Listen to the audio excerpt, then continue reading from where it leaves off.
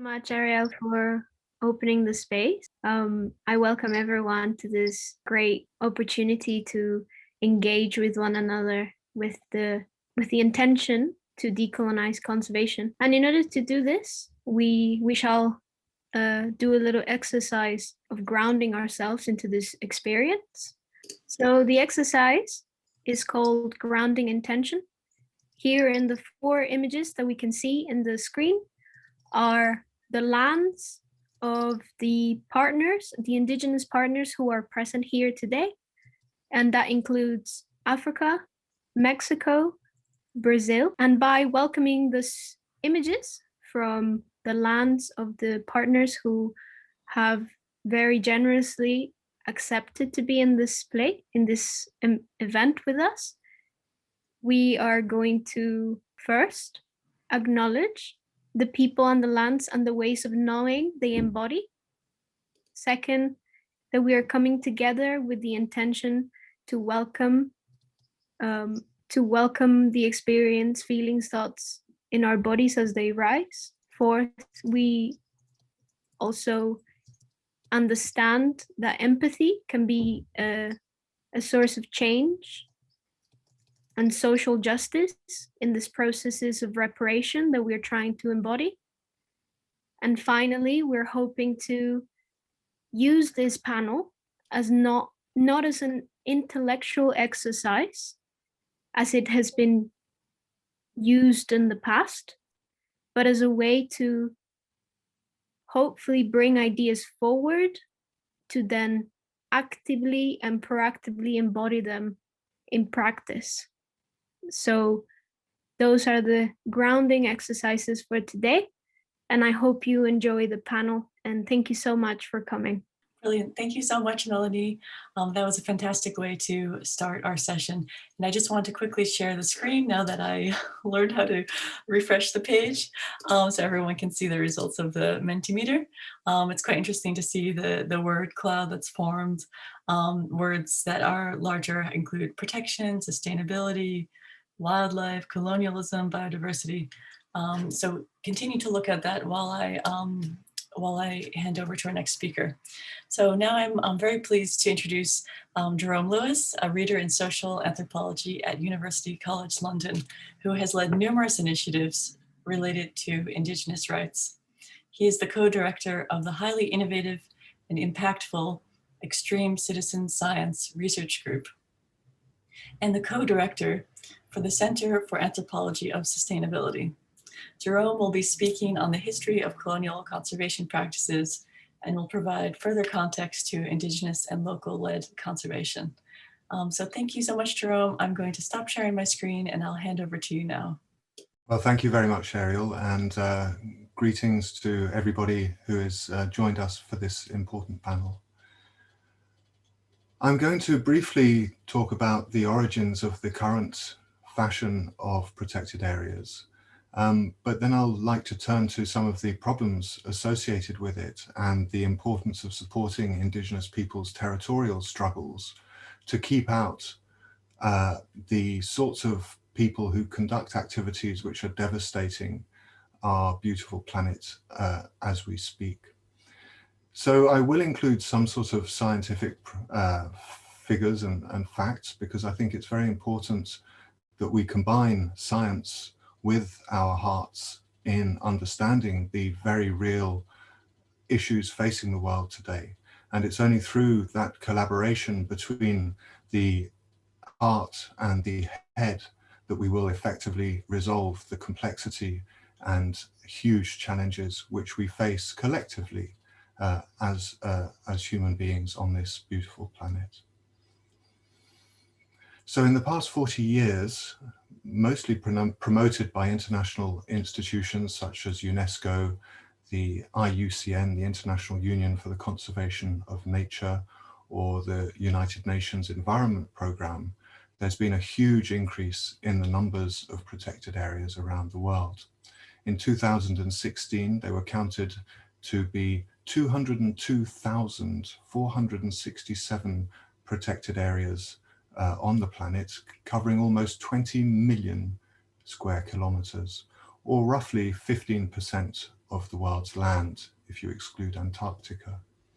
And about 10% of the territorial waters, those are the oceans near the coastlines around the world. Of course, these areas suffer from quite different levels of management and protection, but they exist in huge numbers. And the idea behind them is that they are protecting natural ecosystems from damage by human exploitation. Now, this may seem a logical approach given what we can see the impact of some human beings' activities on ecosystems, but it questions actually who those individuals are. And protected areas are promoted as a sort of public asset, something which is serving to benefit the majority of humanity. But in reality, it is quite an important question to ask, what sort of public asset are protected areas? Who is the public that owns this asset and who benefits from it? And as I'll briefly explain, conflicts over ownership are at the heart of and the presence of what's happening from to protected areas from their very origins. Now, there were aristocrats creating hunting areas in Europe for their sole use, which some people call the origin of protected areas. But really, the model that is currently applied began in 1872 when the Yellowstone Park in Northern America was turned into a national park, a protected area. It was, in fact, the hunting grounds of the Shoshone, the Bannocks, the Nippercé, and considered to be a very sacred place for them. The geysers, the very beautiful geysers that occur there, were places of important ritual performance and activities. And even though, if you read park brochures and the presentations that the authorities that run the park make of the place, they claim that it was uninhabited and nobody was displaced. But actually there were 400 Tukadikas, who are a branch of the Northern Shoshone people, who were very violently evicted from the park 10 years after its creation. And they had lived permanently there for as long as they could remember.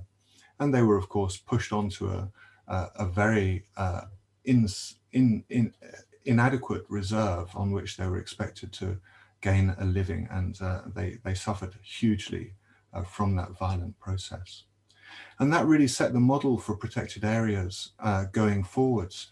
And the majority of the protected areas I've just described have followed a very similar pattern, in that city elites wanting to somehow protect those things that they don't dwell in anymore, those beautiful natural spaces, would determine that this area was so beautiful or significant for its biodiversity that all human beings should be removed from it. And rather like what we do in cities in museums, you place important objects under glass cabinets, you seal them up, and then you protect them from any potential harm by handling or activities from other people. And this was very much the approach taken in the creation of these protected areas. And the injustices that have ensued have mostly been silenced, but thank goodness in more recent years, they are being exposed for the gross violations that they have enacted on those people who have been caring for those landscapes for centuries, and in some cases even millennia. And it is quite extraordinary how ignorant such an approach is. If you understand ecosystems not as closed systems in some sort of permanent equilibrium, but as dynamic systems in a constant process of becoming, of adapting to the particular forces of nature that are surround them, the winds, the weather, the climate, and so on, then you understand the human occupants as part of that negotiation between many different species that have created the specialness, the richness, the diversity of that space.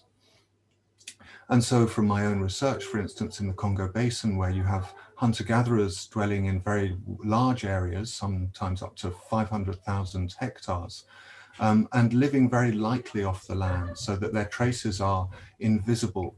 They will hunt mostly the large males, which are the animals that are the most, well, give you the most returns on your effort. And when they collect wild foods, for instance, wild yams, they will always replace the stem on which the yam was growing back into the earth. And that actually enhances the production of wild yams in those forests. And wild yams are very important for animals like elephants, gorillas, and chimpanzees are very important source of food. So the actions of those people, just as the actions of other creatures in that forest, are constantly shaping the way that that forest evolves. And over many generations, those interactions tend towards mutual accommodation, mutual balance. And it's that mutual accommodation which results in those areas remaining very beautiful and rich and biodiverse for a long time. What's been happening in recent years is that despite this huge expansion of protected areas, we're starting to realize that biodiversity is continuing to crash. So in the Congo Basin, for instance, since 2005, about 60% of the elephants that roam the forests have disappeared and crashed, in fact. And this is just one symptom of a much broader process, which scientists like Colbert and Lee have described as a slip towards the sixth great extinction. And this is an extremely serious scenario. The life on Earth has suffered 5 great extinctions. The dinosaurs are a very famous one that many people are familiar with. A meteorite hit the Earth, or probably a meteorite, and caused a huge cloud covering that made plant life die, essentially, and the species that depended on them.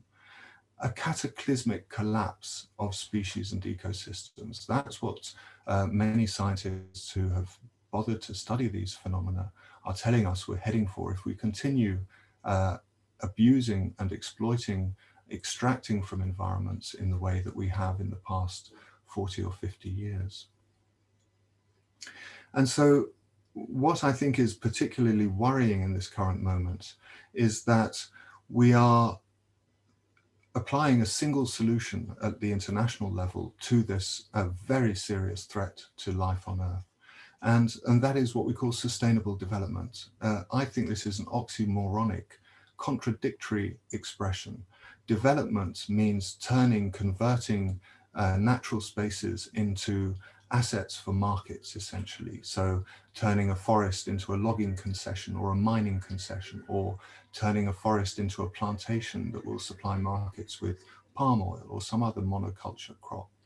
And this is being done with the support of protected area conservation. So in the model of sustainable development, this small area of forest here is protected, and this whole area around it can be developed, can be turned into future assets for markets.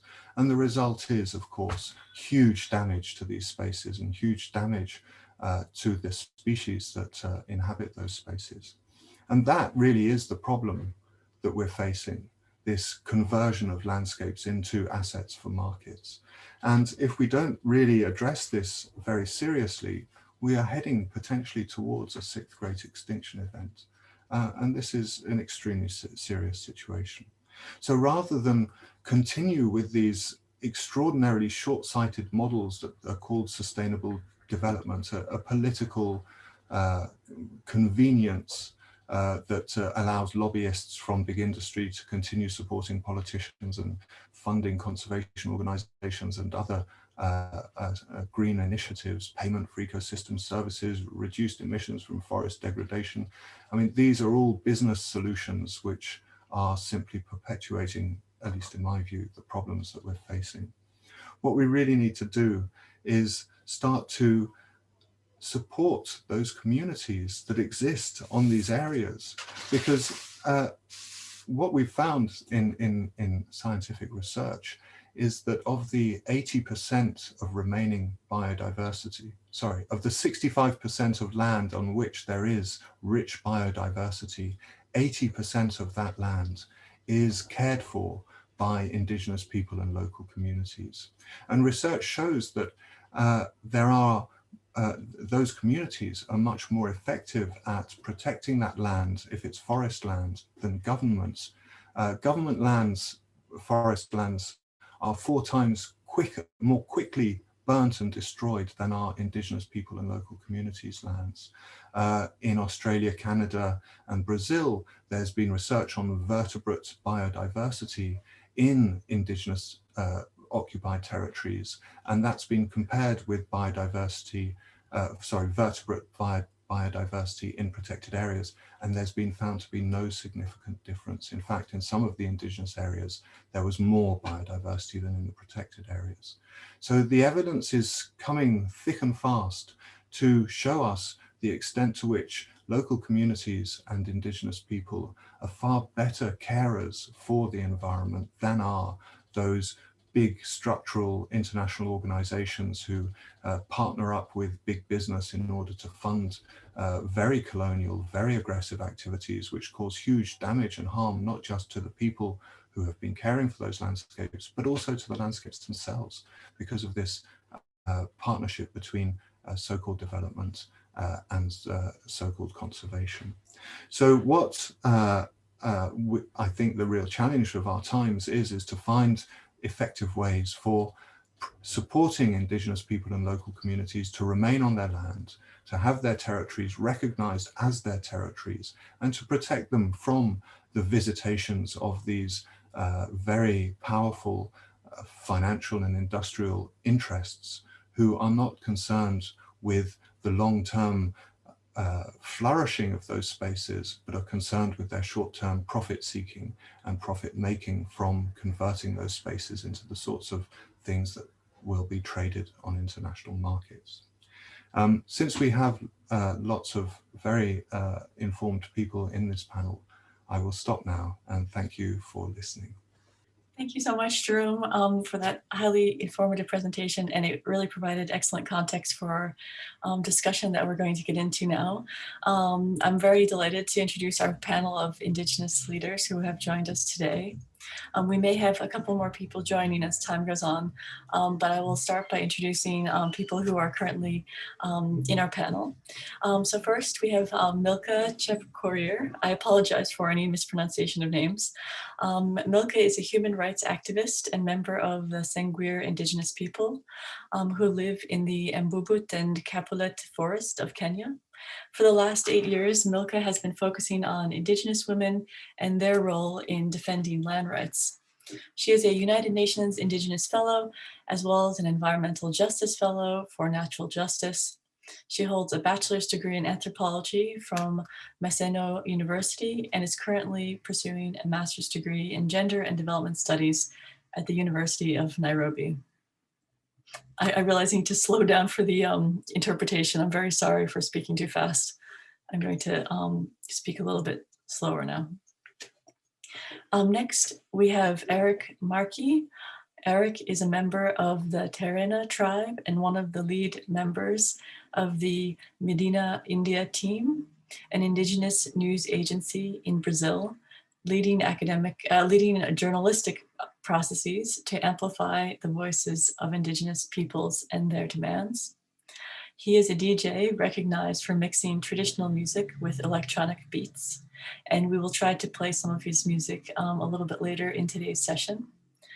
And lastly, we have Nansandalia Ramirez Dominguez. Nansandalia is a youth from Tecpan de Galeana in the Guerrero state of Mexico, who started her work in the Ejido Cordon Grande as a community forestry promoter, encouraging the participation of young people and women in issues of community forest management. She's the first female secretary of the Ejido Commissariat and also of the Ejido Cordon Grande, and the secretary of the Committee of Roads of Arroyo Frio. And again, I apologize for my very bad pronunciation. And so I'll hand over first to Milka, who maybe can get us started in the discussion. And then Milka can hand over to our next Indigenous leader. And so it would be great, Milka, to have you get us started by talking about the impacts of conservation in your area and your thoughts on how to move forward and how to engage more broadly around decolonizing conservation. So I'll hand it over to our panelists who are available. And thank you again so much for taking the time to be with us today. So good evening, everyone. As you've heard, my name is Milka Chepkorir. I am an Indigenous young woman from the Sengwer community in Kenya, and we come from Embobu Forest and Kabolet Forest on Cherangani Hills, which is our ancestral territories. Maybe just to give a brief experience of what it has been to experience the effects of forest conservation in my community is that, as Jerome just said, this is a strategy that tends so much to separate people from nature or from their environments in the name of conservation. And this, as we all know, is a very colonial way of looking at conservation, because that started with when Kenya became a British colony. And when community reserves were being developed, most of these indigenous communities, especially my own community, did not get a community reserve because we were very few in number. My forefathers and grandmothers were very few in number. And so the colonies just imagined that we would, get extinct or get assimilated over time. And because of the nature of hunter-gatherer communities, they just vanished and stayed in the forests while the reserves were being given out. And when the colonial government left the country, the independent government took that over and still treated the forest as a protected area and as a reserve where they do not imagine, or they do not even pass a law that will recognize anybody staying in a forest. And so that's when the eviction started, because now these people that have been put inside the forest and not recognized are being seen as intruders, as illegal settlers. And so the eviction started then. Over time, of course, the community population is increasing, but still staying inside the forest. And evictions do not get us out of the forest, because that is our ancestral territory. That is where we know is home. And our cultural way of life is so much dependent on us being in the forest, and the forest depends on us as well. So the evictions haven't helped, even when countries and governments go to the COP or to other international platforms and commit to, the common flow of now countries taking conservation the way they are taking it, in the fortress way. We are still in the forest, and all they can come back to do is to evict us, to prove to the world or to prove to the others that there's no one actually in the forest. But the very bitter truth about this, bitter to those who do not want to recognize that our rights of being inside the forest and living there is what has been making the forest prosperous or protected or conserved, is that they cannot take away that fact that we are in the forest, and that there's lots of evidence that all the rich biodiversities in the world, most of them are in indigenous people's territories. And one just remains to wonder, if this is the scenario, then why are we not coming to terms with the fact that these communities are the ones taking care of these resources? That denial is what has led to lots of evictions, like I said before, and threats to leaders who speak against what is happening and who push for the recognition of the indigenous conservation. And that has happened to my community many times. And unfortunately, the violations and the evictions happen often when there's lots of force from and financial support from international conservation agencies. Like at some point, we had the IUCN coming through with wanting to support the Kenyan government in conservation. The World Bank did that in 2017, 2018. And recently we had the EU, wanting to still support conservation agencies. But as usual, the government of Kenya and the Conservation Agency still has the approach of the fortress conservation way and failed to recognize that actually this is still causing problems, and addressing community land rights and their rights to be in these territories and conserve them is the most basic thing that you should be working towards, and not just getting the funding and wanting to prove to the world that you're doing conservation, when in real sense it's not what you're doing as a government. And so it's terrible that the reality is not what governments and conservation agencies are facing and coming up to terms with. And to me, I would just want us to take a little break and see the irony of protected areas or fortress conservation.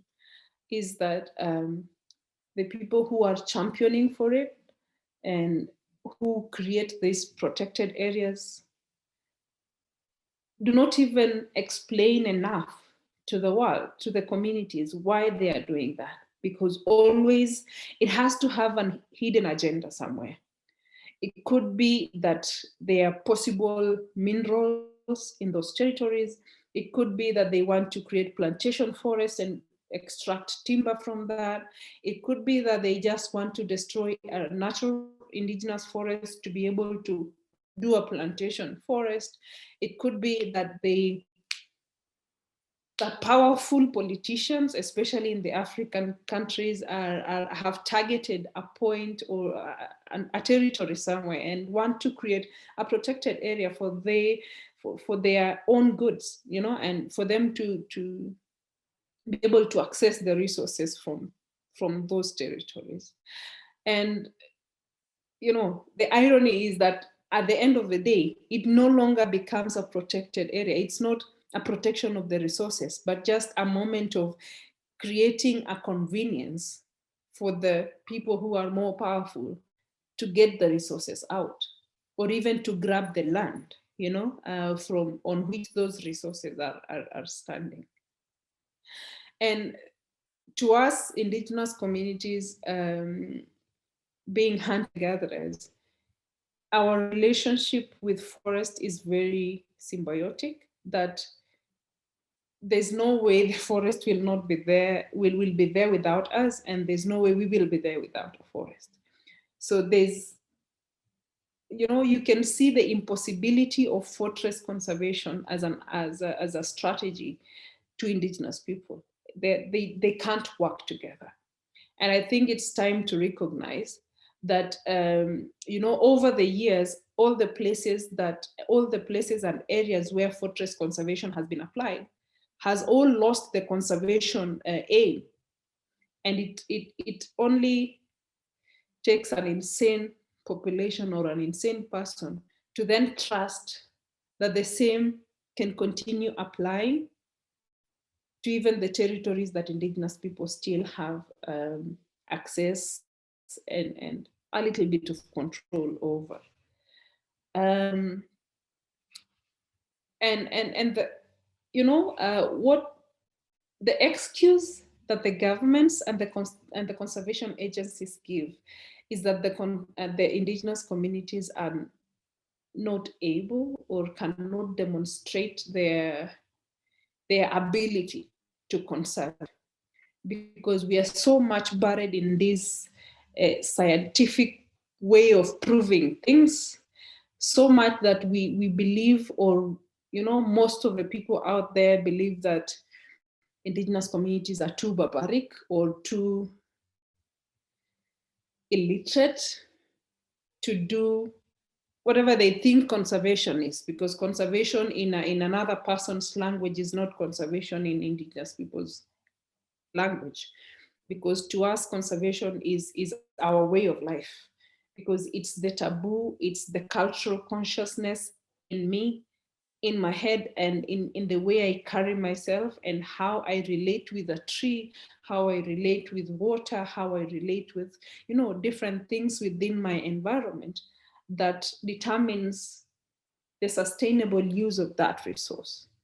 And when you stop recognizing that these people have used this cultural consciousness and their indigenous way of life to conserve, then you fail to recognize their role in conservation, which is what fortress conservation is doing, ironical as well. So yeah, and you will also find that these discussions are always kind of centered around, wanting to protect or stop extinction of species.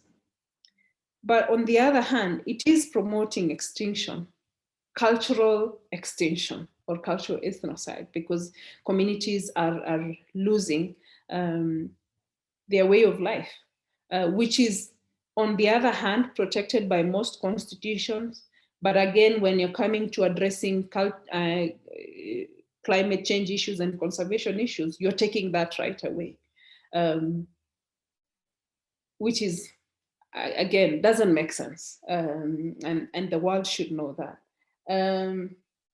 Unfortunately, this kind of discussions are being passed on to scholars, young scholars, through schools, very renowned universities around the world, and through different colleges of conservation studies. And I think it's time that people just pick up, pick the relevant and the real, very real aspects of conservation, and stop burying our heads in the sand, and come to the realization that we cannot continue doing the same thing that has been happening for so long. Otherwise, we will, become an extinct as human beings at the end of it. And I was in a discussion earlier today about how the future would look like if we, depending on how we relate with nature.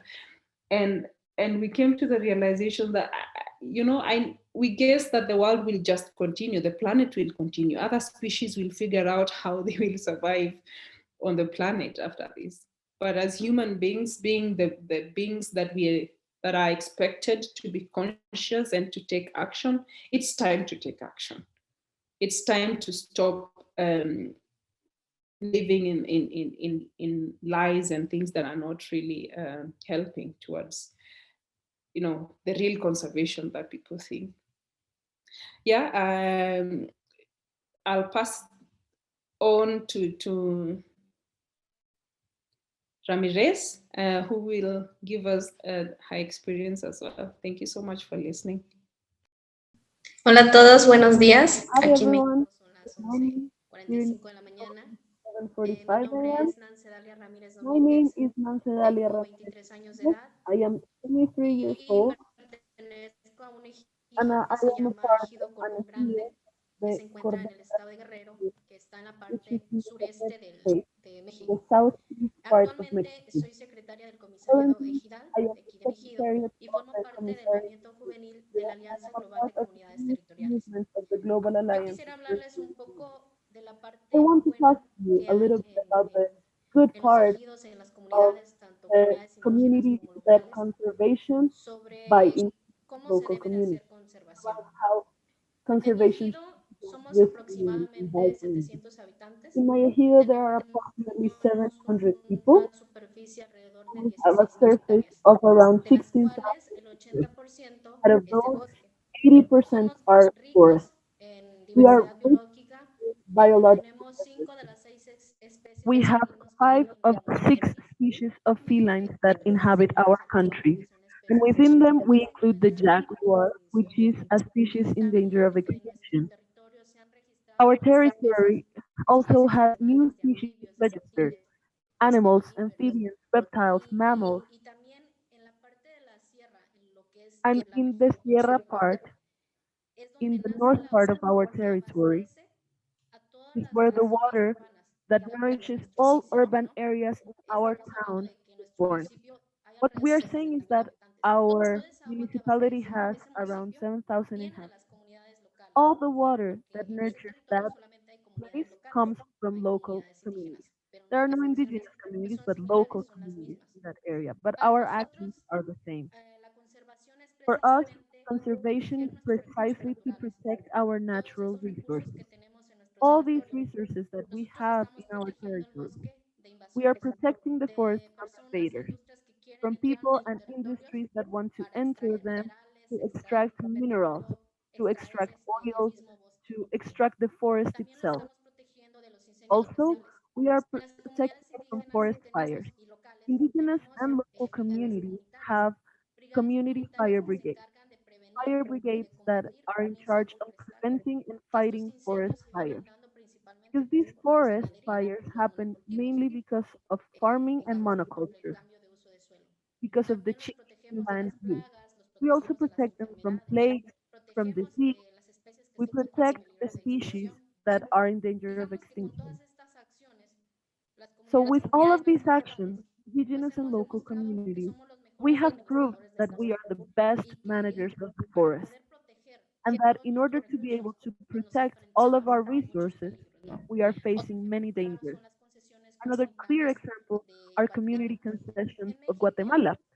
In Mexico, we need to say that we do have territorial rights, land rights. After the Mexican Revolution, communities, local communities were granted access over our land. We are able to decide on the management of our forests. But ironically, the law does state that we have the right to our territory and we are free to use this forest. But there is also a law that says that if under that territory, under that forest, there are minerals, then the exploitation of those minerals is a priority. So, so nothing is being guaranteed for us. We are in a ticking time bomb where all communities are being expropriated. In Guatemala, this right is not guaranteed in itself, not like us. Can you hear me? I think it cut off for a bit. Sorry for the connection. The Guatemala government, in terms of the Mayan biosphere, what they gave the communities was a permit so that they could manage the forest, so that they could administer and manage the forest. This permit that communities have is granted for a definite term. However, this community is inhabiting the reserve of the Mayan biosphere. Sorry, everyone. Nancedalia is cutting off a bit because of her signal. We're trying to fix it now. Hi guys. While we're waiting for the connection to get restored, perhaps we can hand over to Eric for a while, and then we can go back. And then after Eric, I will introduce our additional panelists, Francis Chomet and Samuel. So I'll hand over to Eric in the meantime. Obrigado pelo convite. Thank you very much for the invitation. They already presented me. I am Eric from the Puturena people. I live in the Pantanal area of the Mato Grosso do Sul in the south of Brazil.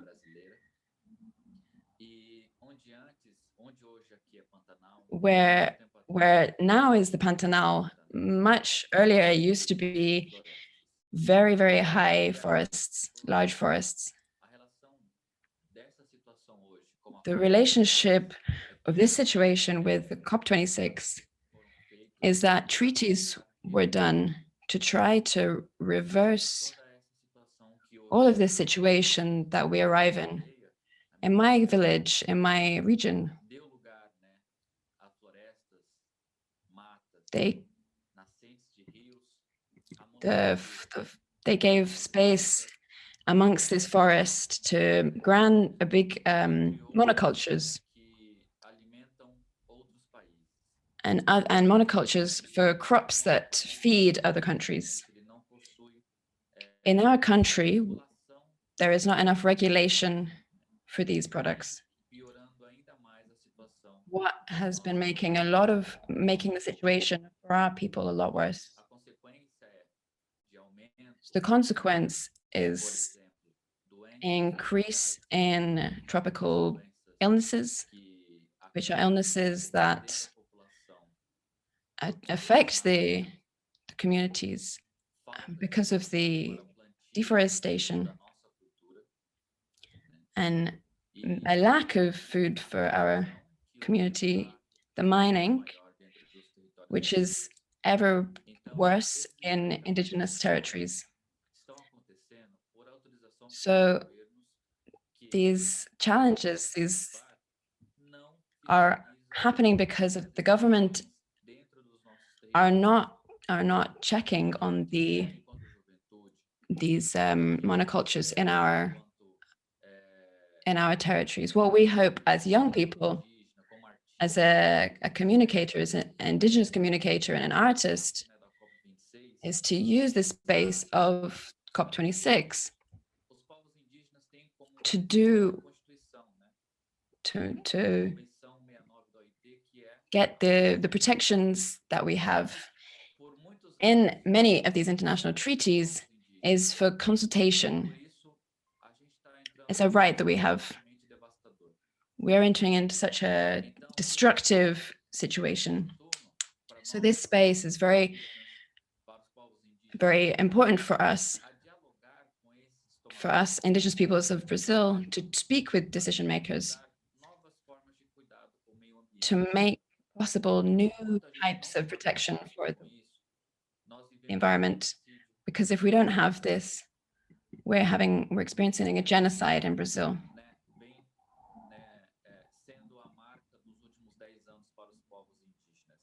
And why is this genocide getting worse?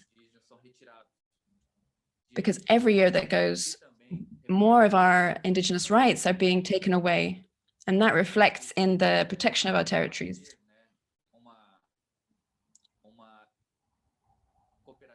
We need to make a cooperation between people so that they can protect. They're called the guardians of the forest. But many territories have faced much violence and many deaths. Every year, the situation is getting worse. So my music and the relationship of that with our struggle has been getting stronger, because every day that passes, we lose lives and our culture is being forgotten. So if it's not us who is caring for our territories, for our culture, for our spirituality, we won't have any indigenous peoples in the future. So the strengthening of music, of communication, of youth is necessary right now. We speak one language, care from Mother Earth. If it's for photos, through videos, through music, through activism, or through the activism, or through universities. There continue to be a very low number of indigenous peoples, of indigenous peoples in those spaces in Brazil and worldwide. So it's very important to remember that the environment and indigenous peoples and traditional peoples are totally connected. And it's only that way that we will manage to protect these spaces and maintain our cultures alive. Thank you. For now. I think that's it. Thank you so much, Eric. And I hope that we can share the music and the short video you created, which is absolutely beautiful. We're going to share that after this discussion. But in a moment, I just want to interrupt for a moment to introduce our other panelists. So we're so happy to have you here. Thank you so much for joining us. Francis Chomet Olenegusa, as well as Samuel Nagaria. I apologize if I've mispronounced your names. And I just want to give a brief introduction of you. So Francis Chomet Olenegusa is a Maasai elder from northern Tanzania. He is a custodian of the Maasai culture in the Ilkitap age group. Chomet is professionally a rural development specialist with 39 years of experience and has worked among the Maasai for his entire professional life. He is also a lecturer on Maasai cultural anthropology at Boston University. Currently, he is co-director of Pan-African Living Cultures Alliance, which works with the Pitt Rivers Museum in Oxford on the project of decolonizing museums and cultural spaces, reparations, and possible reconciliation. The organization focuses on strengthening cultural and indigenous knowledge systems, conservation of the natural environment, and contribution to the global efforts to save the planet through promotion of the use of indigenous knowledge systems to inform the efforts and strategies to save the planet. Additionally, Samuel Nagaria is co-founder of the Pan-African Living Cultures Alliance and its CEO. He is an activist working on social, climate justice, and decolonization movements, ranging from the movement for the decolonization of museums and reparations of historical injustices committed by the British colonial government against the Maasai and other indigenous communities in Africa. And because Nansedalia's internet cut out, we're going to go back to Nansendalia so she can finish her presentation. And then after Nansendalia, we'll hand over to Chomet and Samuel. So Nansendalia, I'll hand it back to you. And thank you for your patience with us. And we were very interested in what you were saying. So let's hear more from you before we hand over to Samuel and Chomet. Thank you. So as I was saying, what I was speaking about was about indigenous community concessions in Guatemala and how, despite the limitations that they have, in which they are not recognized legally yet in their communities, they do have the possibility to do community forestry management. They have achieved great things. As I was saying, they have managed to diminish forest fires. They have been eliminated completely in that part of the Mayan Biosphere Reserve. Thanks to the bond that they have created between ancestral knowledge and new technologies. They are using drone technology to be able to take on forest fires. So they map them through drones. They are vigilant of the territory. They can notify the government of what is going on. Sus territorios, la mayoría de las comunidades indígenas no tienen derechos territoriales y bueno, eso es algo muy indignante, ¿no? Digamos que uniéndonos todos y hablando de manera general, todas las comunidades indígenas y locales, estamos hablando de que son aproximadamente... All indigenous and local communities are approximately 400 million of hectares that we are protecting within the forest. So doing conservation for us, indigenous and local communities, has cost us a lot.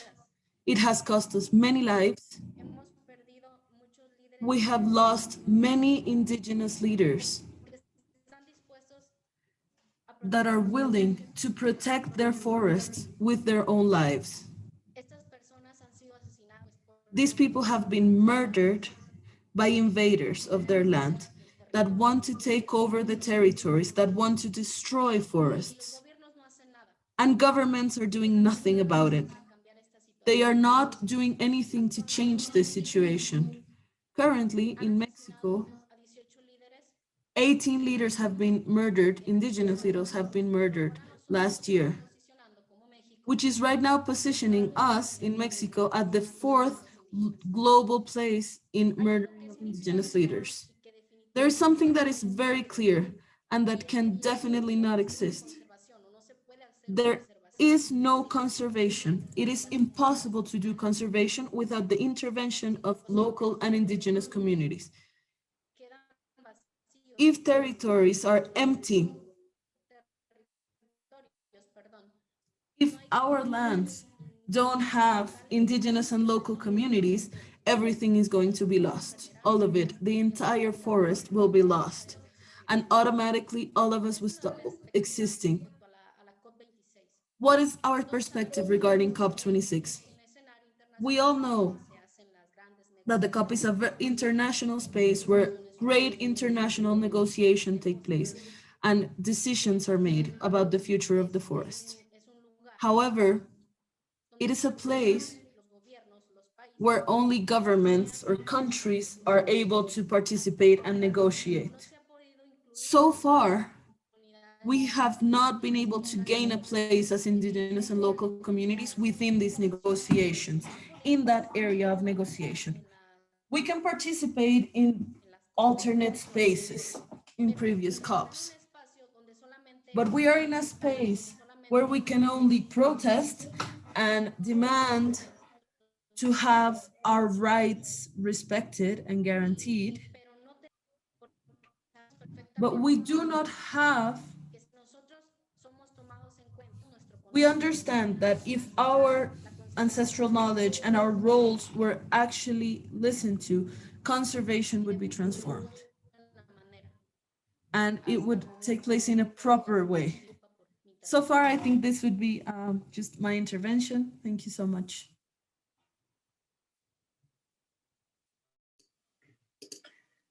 Thank you so much, Nansandalia. Your internet connection was great, and we heard everything you said. Thank you so much. I'm going to hand over to Shomet and Samuel. Thank you so much for joining us, and the floor is yours. Yes, thank you very much for having us. And we are sorry for delaying to join the meeting. We had some technical problems, but thanks God, we have been able now to join you. Yes, as per your introduction to the panelists, I am a Maasai elder from northern Tanzania. And I have over 39 years of experience in rural development, working among the Maasai people. And what we bring to this meeting is an overview of the whole landscape of conservation in our planet.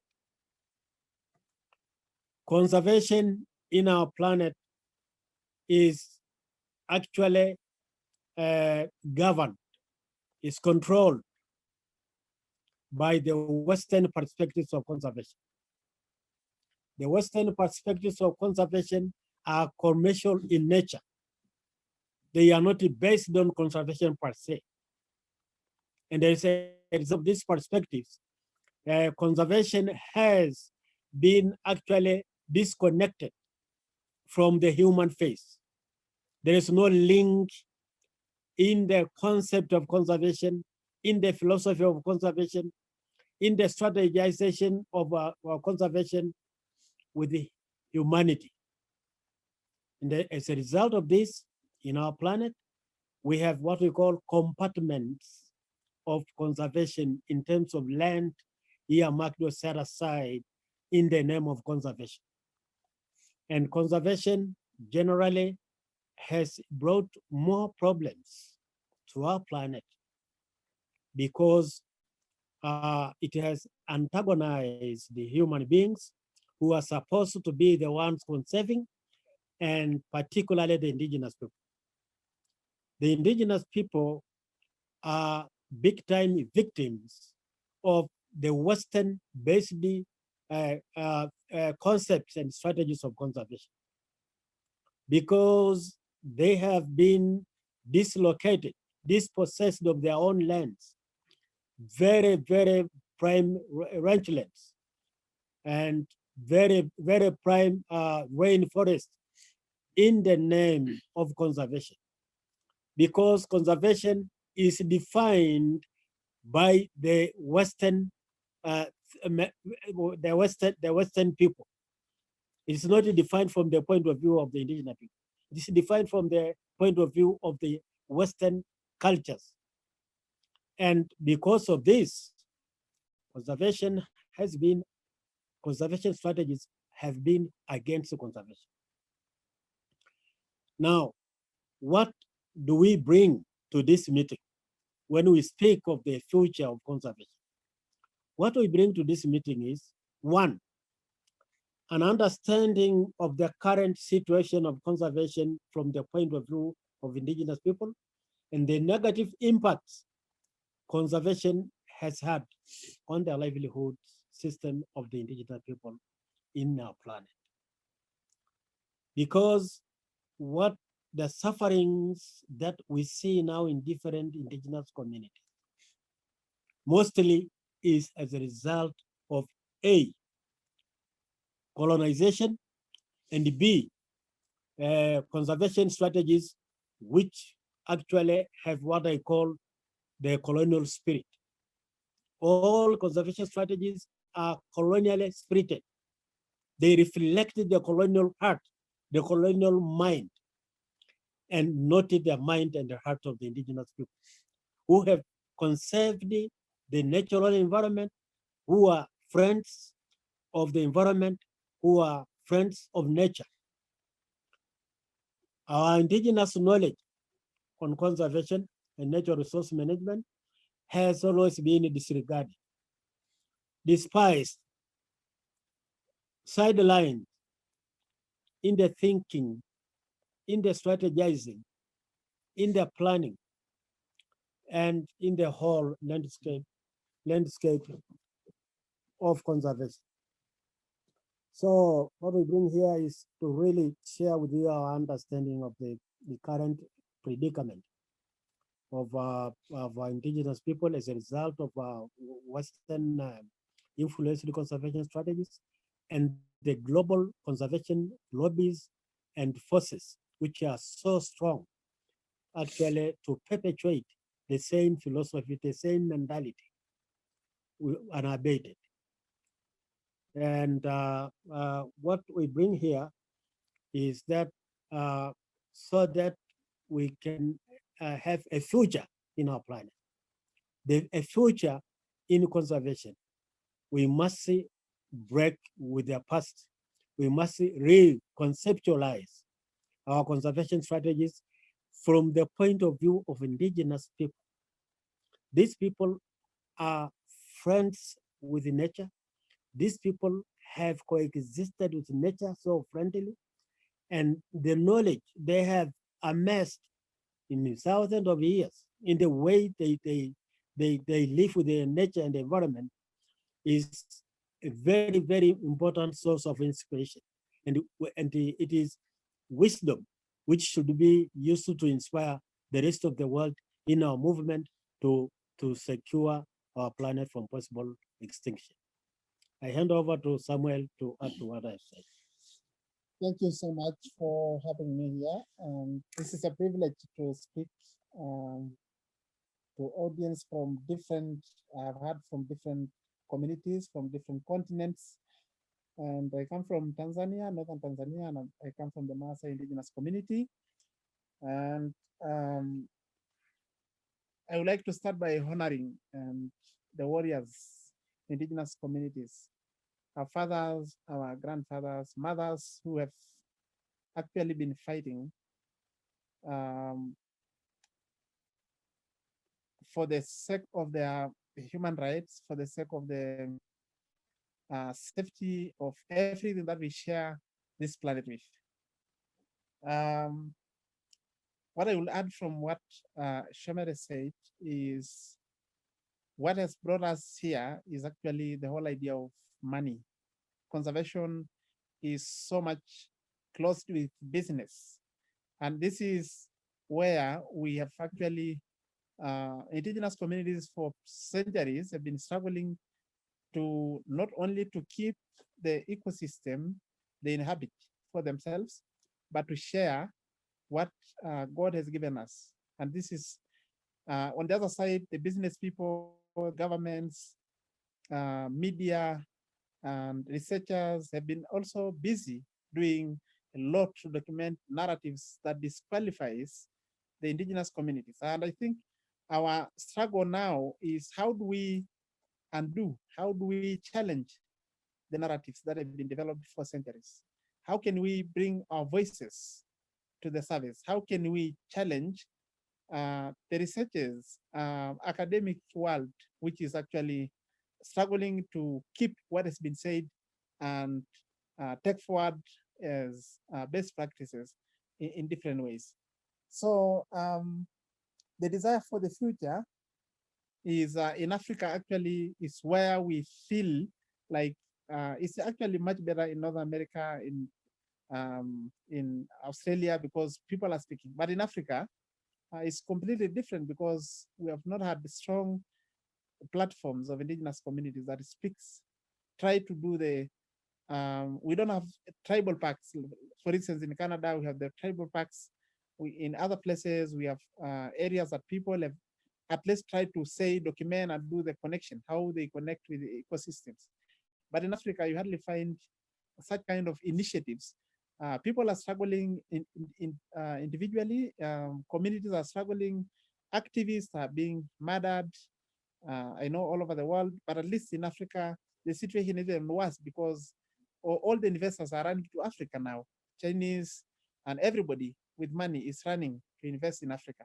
So we still have some very intact ecosystems being managed by indigenous communities or being taken care by indigenous communities. But the whole world is actually looking at them and try to see how they can do investment, how they can do business, how they can mess up with the way we've been doing. So the first thing in Africa is we've been able to establish this platform, Pan-African Living Cultures.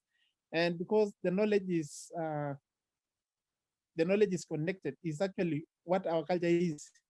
We try to see.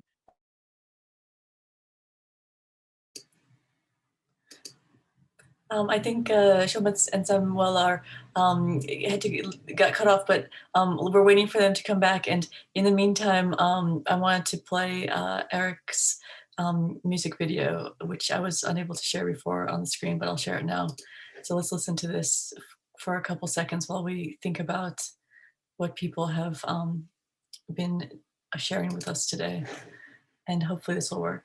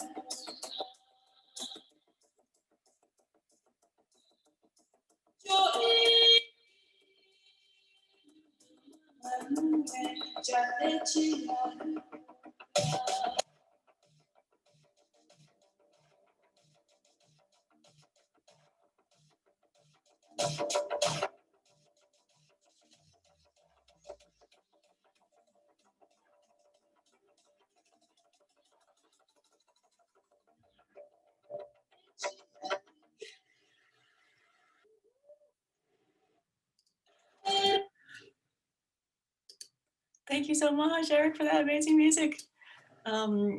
Sarah just shared in the link where the music is available.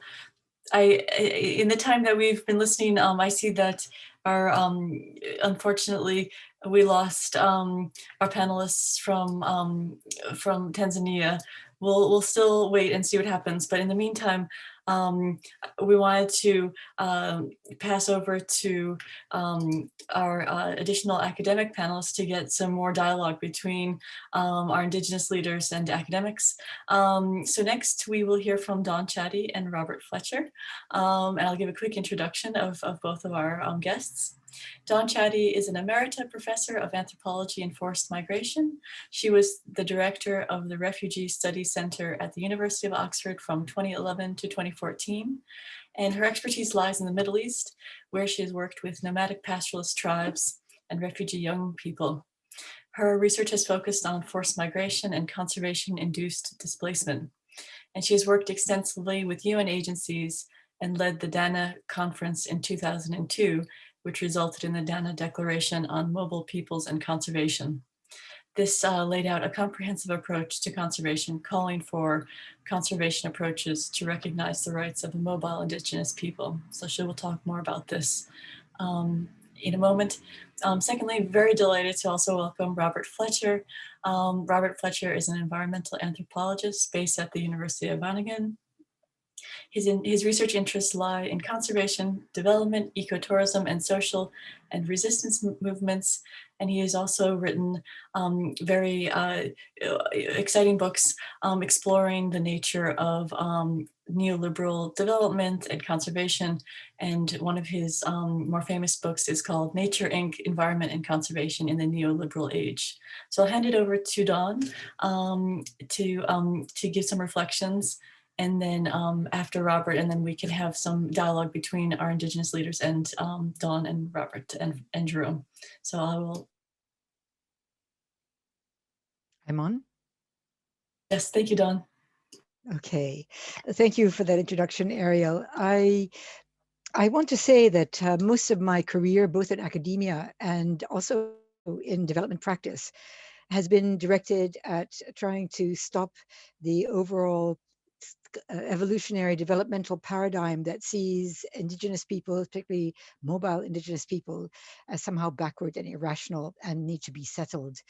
So I came from the perspective of both an advocate for the rights of people to move and an attempt to create greater understanding of different sciences. You know, not all sciences are what we're going to call the Western science. There are other ways of understanding our world and understanding our environment. And so In 2002, I brought together a large group of professionals, both social scientists, natural scientists, to a place in Jordan called Wadi Dana, because this is a place where they were also moving herders out of areas that they were then protecting and using in order to reintroduce animals that were facing extinction. And in this meeting, we all agreed, including the conservationists, that mobile indigenous peoples were being discriminated against, that their rights, including their rights of access to natural resources, were being denied, and that conventional conservation practices insufficiently address these concerns.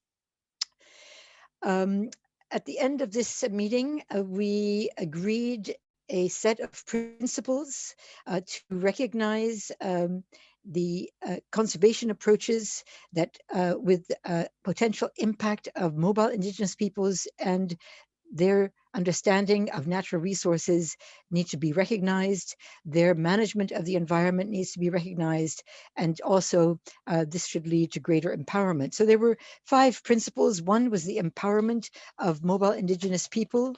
The second was really to develop some kind of partnership with conservationists, interests, and mobile peoples, that if we could develop mutual trust and respect, that would address issues of discrimination against mobile indigenous peoples. Also, we pushed forward that there had to be a recognition of different knowledge systems. Traditional and mainstream sciences and management practices needed to enter into dialogue with each other on an equal footing and involve a two-way learning. We also pushed for adaptive management, in which a conservation of our natural resources, especially in areas inhabited and used by mobile indigenous peoples, required adaptive management approaches that brought in also the understandings of mobile indigenous peoples. And finally, we pushed for a collaborative management so that there would be equitable sharing and decision-making and management responsibility between mobile indigenous peoples and conservation agencies. Now, these principles of the Dana Declaration, which has been translated into 8 different languages, we then took to the World Parks Congress in 2002. We took it to the World Conservation Congress in Durban in 2003. We then also were able to take it in 2008 to the World Conservation Congress in Barcelona, where it was completely endorsed by the IUCN. And at that time also, we promoted the World Alliance on Mobile Indigenous Peoples, who also accepted the Dana Declaration as in their interests. We've promoted that as much as we can. We've attended Rio +10, Rio +20, and we're hoping as well to try and work with others who are really concerned in protecting the interest of not only mobile, because most indigenous peoples are mobile, but this initial effort came out of my work with herding communities, camel, goat, and sheep herders. But this extends to all mobile peoples, and to try and stop their exclusion from areas that they have been stewards of for decades, if not for millennia. You can find the Dana Declaration in French, English, Spanish, Portuguese, Indonesian, Mongolian, huge number of languages. Just by, I can set up the website. It's basically www.danadeclaration.org. It's now being managed by the Forest Peoples NGO, which is also based here in England. But I recommend that you all look at this declaration in whatever language you want to read it in, and recognize that its message has been promoted by the IUCN, by the World Conservation Congress, by the World Parks Congress, and by numerous other organizations interested in the human rights of indigenous peoples. So I know we're running over time. I'll stop here and hand back to Ariel. Thank you so much, Sean. And I put the link below in the chat. And I'm going to hand over to Robert now. And I need to remind myself and the other panelists to please speak slowly, because I was not speaking slowly and I overwhelmed the translators. So thank you so much, Dawn. And this is a really important piece of work.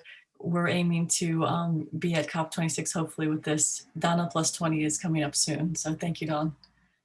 Robert, I'll hand over to you. Well, thank you very much for allowing me to be part of this conversation. I'm a researcher at Wageningen University in the Netherlands, and this is a space that is very problematic in the same way that Oxford is. It's been very much a part of promoting green development strategies all around the world for many years. But there's many different spaces at the university, and there's places for those of us who are working within it to try to do things slightly differently. I've been researching the social impacts of conservation policies along with a group of colleagues in various places for almost 2 decades now. So I'll talk a little bit about what I think researchers like me can do to help support justice-based conservation practices on the ground, but I'll keep this very short because I'm more interested in hearing if there's anything that those of you out there think that academics like me can do to contribute to these causes as well. So the first thing I'm involved in is a research project right now that's focused on supporting justice-based, community-based conservation practices in 4 different sites around the world. Right now we're focused in Finland, in Tanzania, in Brazil, and then in the United States. And so we're interested in approaches that foster coexistence and also social justice grounded in local knowledge.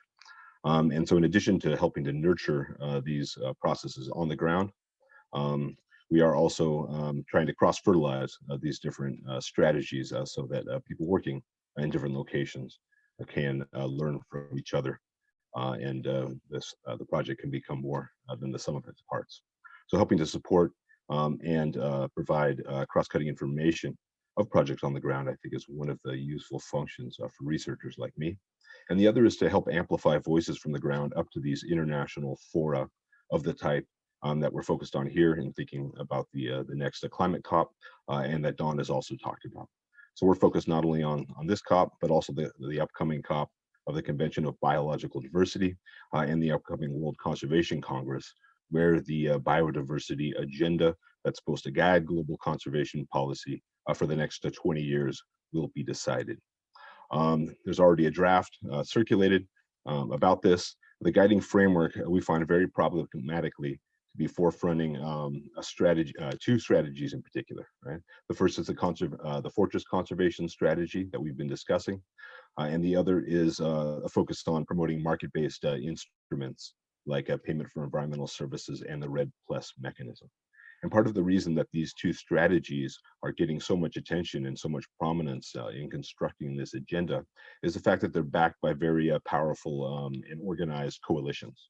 On the one hand, you have a coalition that's promoting positions like nature needs half and half Earth, that's promoting very strongly the spread and extension of strict protected areas. The other hand, you have the Natural Capital Coalition and the Capitalist Coalition and other groups that are promoting market-based instruments, often under the guise of nature-based solutions. On the other hand, there's thousands of different groups on the ground and organizations uniting different groups that are all promoting in one shape or form rights-based or justice-based approaches. And up until now, I don't see the same sort of organization to be able to project the same type of agenda for consideration more systematically as part of this global agenda. And of course, this global agenda isn't the only thing that needs to occur.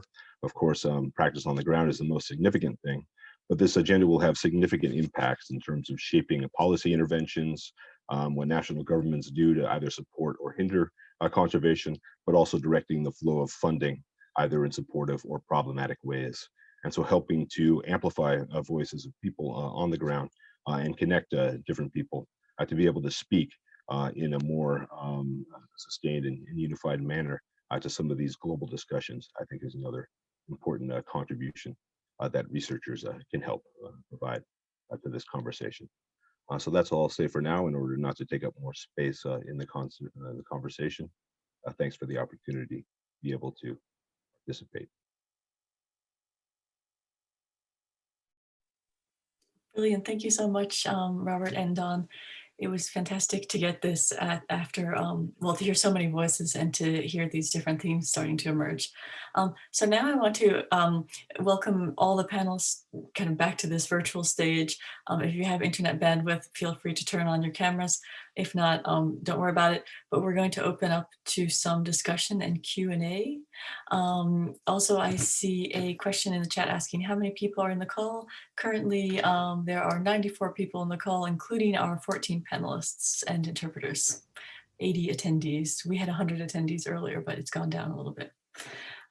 So feel free to turn on your cameras and we'll start fielding questions. Feel free to put the questions in the Q&A box. And I'll get started with a question from Alex McGivern, who wrote earlier. This is for anyone on the panel. And it is, how can average individuals help to contribute to strengthening Indigenous land rights? As it stands, these conservation organizations are well-oiled machines raising public funds to create these fortress conservation sites. How can we combat this? And maybe I'll ask Milka to come back as she was our first speaker earlier, and maybe she can respond to this and we can pass on to our other Indigenous leaders and also get some input from our academics as well. I see also Nansandalia would like to respond. So really whoever wants to go next, maybe Nansandalia, since you had your hand up, I'll give to you and then maybe we can give to Milka after.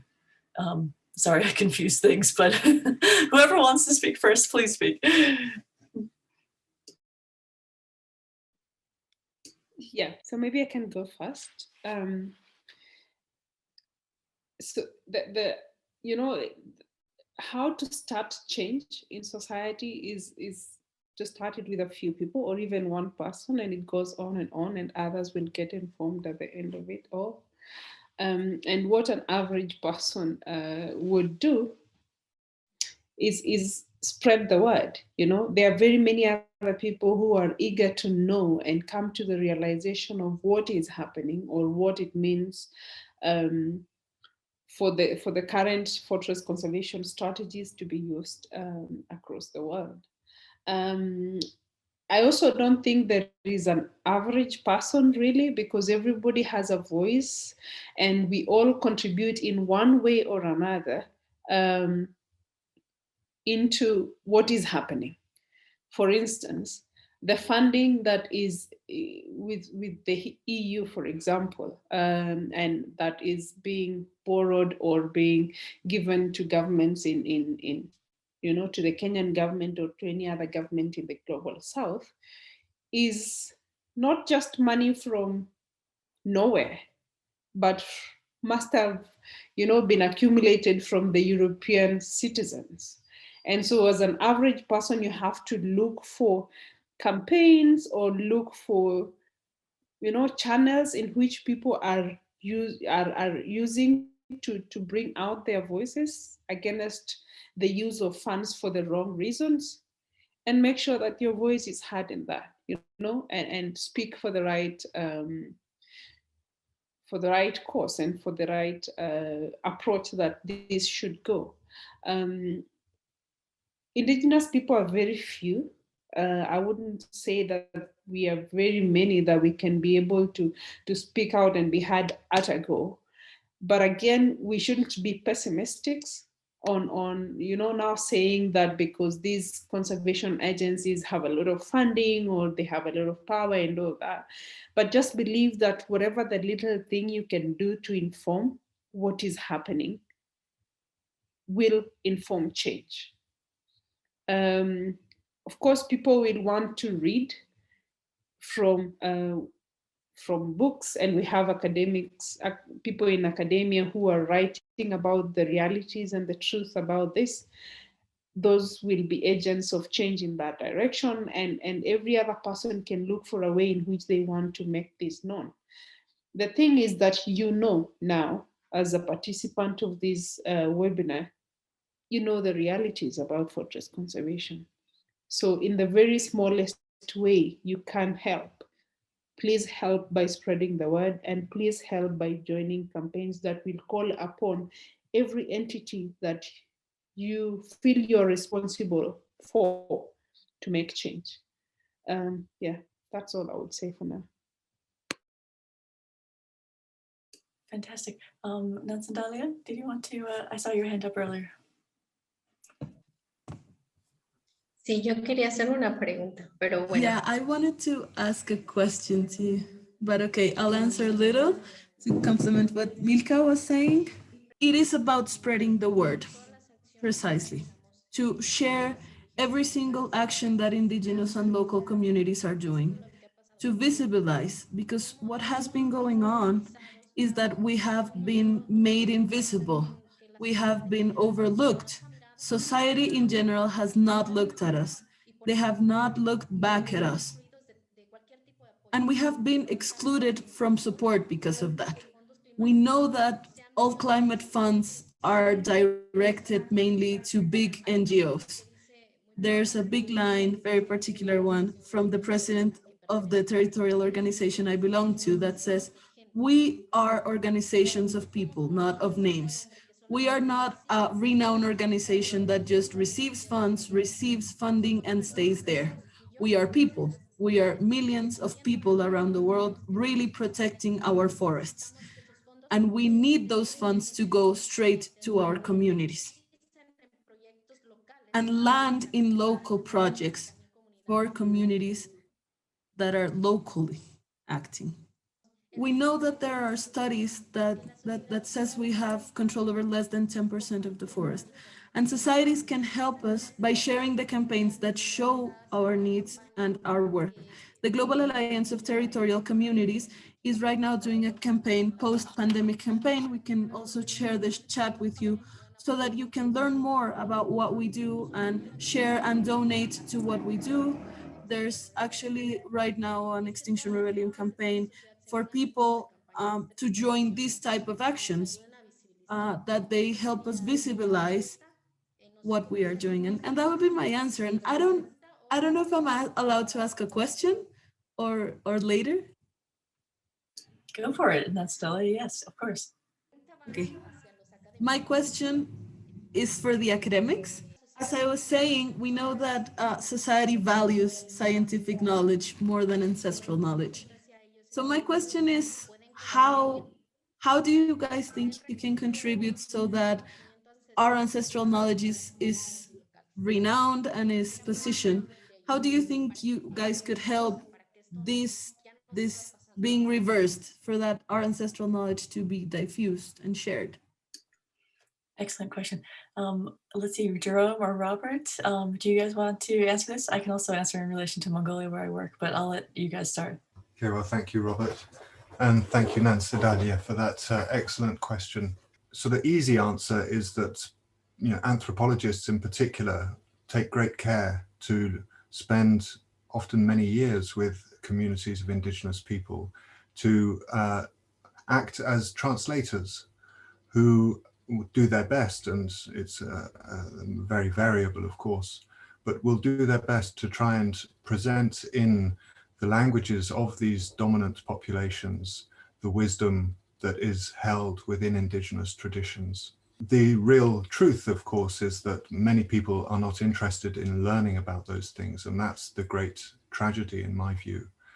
There is a huge wealth of information about the ancestral wisdom of many groups around the world, but far too few people interested in learning from it and reading it. And I think that, you know, increasingly today, a big role for anthropologists and other academics who are very concerned to support the sharing of these knowledges is to get onto panels like this, where there are a wide range of people to be able to discuss, to share, to make, or to stimulate the interest of these dominant populations so that they start to take real action in support of Indigenous communities and their right to a livelihood, to a territory, to maintain those knowledge systems. And it is growing. I can speak in my own lifetime of that increase, and certainly the panel organizers at XR International Solidarity Network have been making great efforts to reorientate their work so that they are in direct contact with groups like yourselves, so that you guide them rather than them choosing what is the cause to support. And I think that that shift of direction from choosing which Indigenous groups to support, but from being guided and driven by the Indigenous people themselves is the real future, and the real way that those traditions will start to get the interest and the support that they require and deserve, because they are the wisdom of humanity. These different Indigenous scientific processes have produced great knowledge, and it's been absolutely crucial in the intellectual history of Europe, this Indigenous knowledge. It is actually, I mean, we don't have time here, but I can talk about it. The encounter of the colonists with the Northwest Coast provoked a revolution in Europe, a revolution which led to the Age of Reason, from a period of incredible inequality, incredible collaboration between the church and the monarchy to dominate people, and was very largely responsible for the horrors of the early colonial conquest. And it was the Indigenous critique of the barbarism of Europe that really led to many of the what is so considered to be the Enlightenment, a great process within European intellectual history and the birth of science as we know it today. So Indigenous people have been making extremely important but completely ignored contributions to the intellectual development of European academics. And I think that exactly your question now is the new critique coming from Indigenous people that the academic community must rise to and address. It is just no longer tenable to presume that the hegemony of these places is valid or able to rise to the occasion, to the problems that the world faces. It really does depend on that deep knowledge of humanity, of our interdependence with all other life forms, the care we should be extending, as so many Indigenous groups do, as just an ordinary thing, but these powerful Europeans and other nations are ignoring. And that is where the Indigenous critique and the wisdom of Indigenous people is vital to the healthy continuation of society. But thank you, a very good question.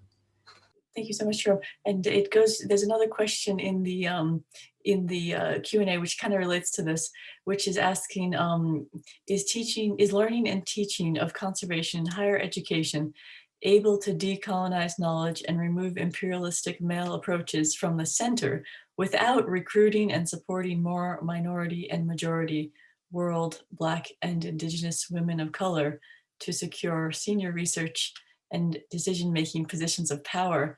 And I really appreciate this question, because I think another answer to Nansandalia's question may be, we need to capture funds and allow Indigenous people themselves to be key voices within academia, leaders, teachers, and have some structural change in that sense. In Mongolia, some of the work I'm doing is finding ways to capture academic grants and funds and funnel that into the work of human rights NGOs that support human rights for mobile pastoralists. But a lot of legal changes are necessary in those regions. Mining is the dominant form of economic development, and those are very, very powerful companies. And so the amount of policy and sort of legal change needed requires a lot of funds, you know, solidarity with multiple groups. And so finding ways to kind of bring funding into that sort of realm, it seems really important from my perspective. Robert, did you have any comments on the question about decolonizing academia and knowledge, or any of Nansandalia's questions as well? Yeah, in particular on this first question here about, you know, whether it's possible to decolonize a university knowledge without creating more space for underrepresented voices. I think the short answer, quite obviously, is no, right? That's obviously the thing that's the most necessary moving into the future. And our research project contributes a bit to this in the sense that we do, as part of the research project, channel resources to researchers on the ground in our different project sites. So we're trying to help do a little bit of that. And I know I stand in a very paradoxical position in relation to all of this, because on the one hand, I'm trying to launch, a fairly strong critique of a lot of these perspectives, but of course, to a certain extent, I'm also perpetuating the structures that I'm trying to critique.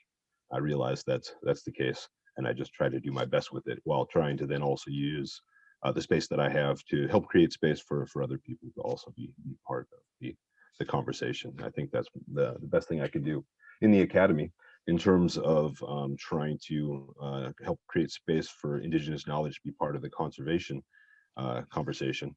I think in addition to the things that Jerome talked about, which are all vitally important, one other thing that we can do is try to also use our privilege and the kind of status that we have as scientists when we wear that cloak, the access we have to these global spaces to help also then not only translate Indigenous wisdom into these spaces, but to try to also create space there for Indigenous voices to be represented on their own terms. And I think we've really seen that change over time over the last 15 and 20 years. There's been a very strong critique of a lot of these colonial approaches to doing conservation in these global spaces. These organizations are large, they're powerful, they're resistant to change, but they do change if they're pushed hard enough. And I think we have seen quite significant change. And I think we just need to keep pushing from all different angles. Thank you. Thank you. Thank you so much, Robert. Eric, I saw you have your camera on a couple times. Would you like to respond or even pose another question as well? I'm not sure if Eric can hear us. That's okay. There's a lot of interesting questions in the chat.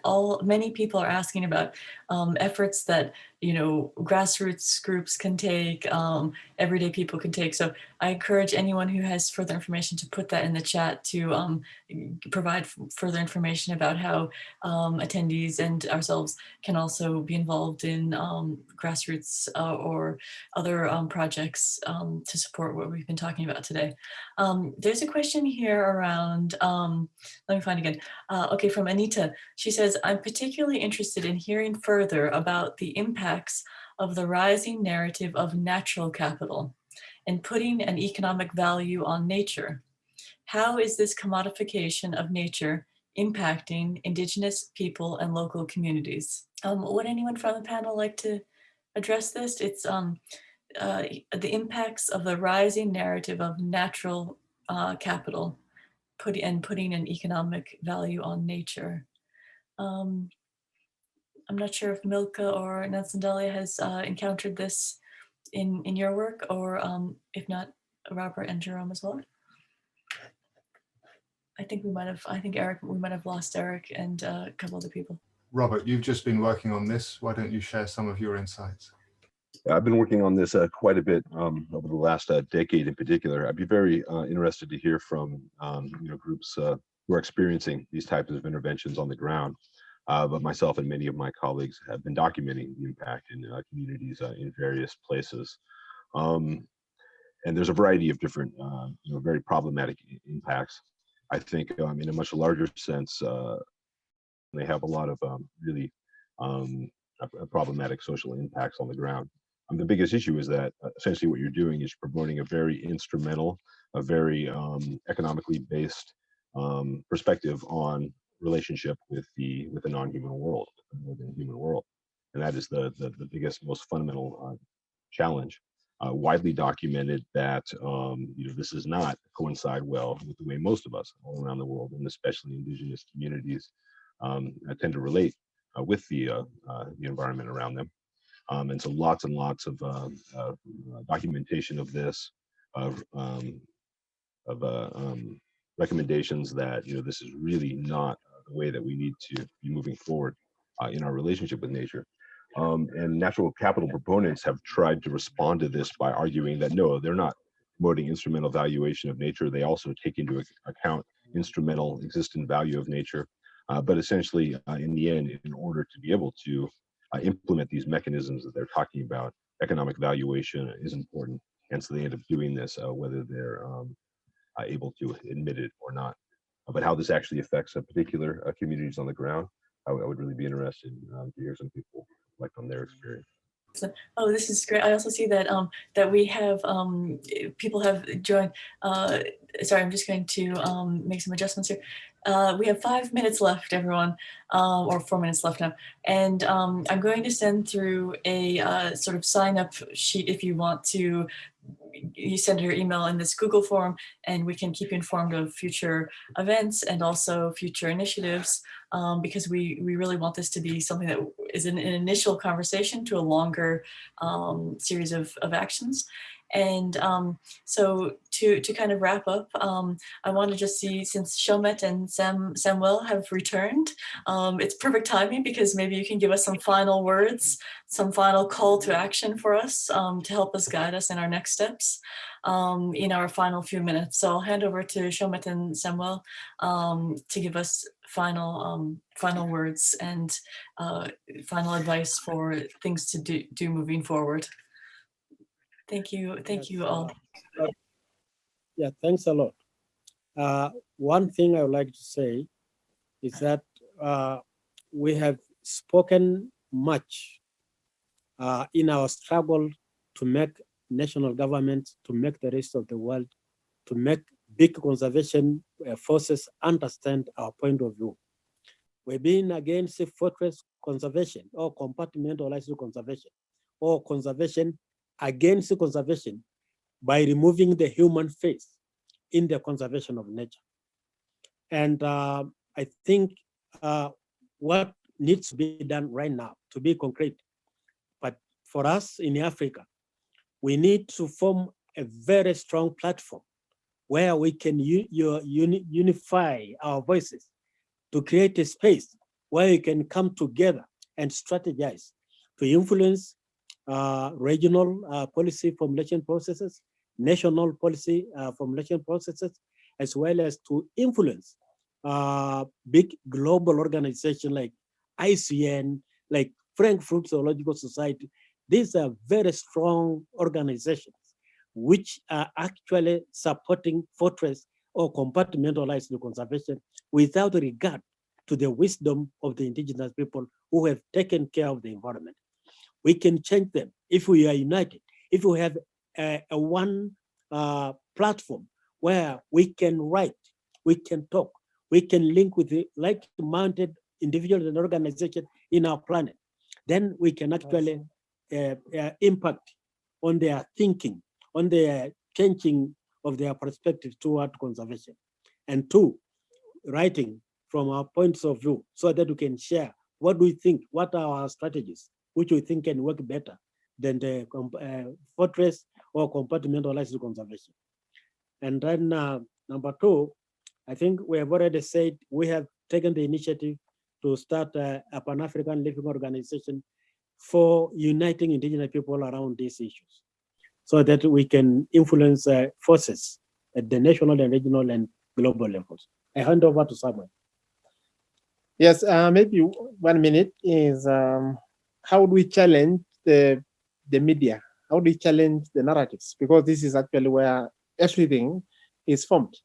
We're doing a small work on participatory video. Participatory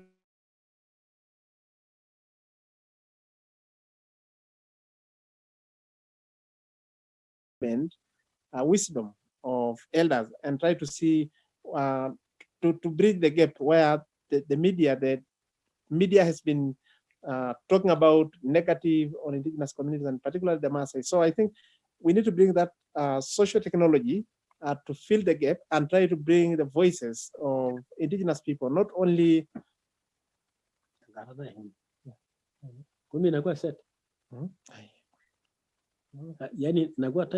Okay. We can hear you. It's working. Okay. So I think so. This is we are trying to do, and with Insight Share and decolonizing cultural spaces, I think we are doing a great job and try to see how we can bring the voices to their perspective and to the public domain. So this is another thing I think indigenous community need, apart from putting up strong platforms as strong as WWF, IUCN, UNESCO, and all these other that are actually talking about global. They are giving themselves a global face. we need to have platforms and movements that are really not only complaining, but taking action and try to see how we can push our voices to the international arena. Thank you. Thank you so much, Meta and Selma. Also, Milka wanted to also add to the conversation. Milka, I'll hand over to you. Yeah, thank you, Ariel. I know time is of concern here, so I'll do it first. On the impacts of commodification of nature to indigenous communities is, of course, the fact that power has been given so much to people who do not care about our natural resources and our territories as indigenous people, and taken away from us who know the value and care about it. And so there is overexploitation, and there is attacks to any community member or any other advocate that is coming to speak against such kind of a stay. And of course, that is when you hear now evictions, because people, the powerful ones, want to protect these areas and not wanting people to be in. There'll be evictions. If you resist, you're killed. There's sexual harassment of women from these communities, and there's just so many horrible things happening as a result of commodification of nature. Because as soon as that happens, power just shifts so much the people who are in the political and economic spaces, and leaves the indigenous communities vulnerable to the effects of anything that the powerful will decide to do on their ancestral lands. And one thing that my community is doing now is starting indigenous-led education in our 2 cultural centers in the community, to be able to pass over the indigenous knowledge of conservation and other taboos that help in the conservation of the forest. Because we also realize that with the continuous evictions and the continuous frustrations and human rights violations, and you know, people are just getting tired, and there is erosion of the indigenous way of life. And the only way to save it is make sure that it is turned back in an education system that will make sure that the knowledge is passed on from one generation to the other. Because, you know, as indigenous knowledge is so much intact or so much related to the environment, because it's applied to, you cannot tell a child that this tree is for this medicinal purpose if they cannot see and interact with that tree every day. So the fact that this is not happening now means that the knowledge is really getting eroded, and that is what we are trying to bring in as a way to, you know, to adapt to the situation that we are not currently being allowed to be in our ancestral territories, or even when we are sneaking in and coming out, or sneaking in and still sneaking within our ancestral territories, we still remain with the knowledge of how conservation happens in our ancestral, in our, you know, indigenous way of life. And I hope that indigenous communities across the world can make sure that they find ways to protect their knowledge, because the forces from conservation agencies and the international organization is to press down on that knowledge, and therefore bring the excuses of, oh, you cannot be able to conserve your area, you cannot have enough proof of how you can conserve this area. So let's go back and return our knowledge as indigenous people, and therefore we can be able to practice it and prove to the world even better, because we have proven enough anyway, because all the resources that are very valuable right in our territories. But just to do it better and maybe make people realize that this is the reality, then it's crucial that we pass on that indigenous knowledge. Yeah, thanks. Thank you so much, Milka. That was a perfect way to summarize and end our discussion today. And again, we want to carry on doing more activities and bring this initiative forward, hopefully into COP26. Feel free to keep in touch. And thank you again for attending. Have a wonderful weekend ahead, and thank you for all the important points in the chat. I'm going to try to save the Q&A and share with our panelists so that we can hopefully get back to you with some more specific questions, since we didn't have time to answer all of them. Thank you, everyone. Have a great weekend.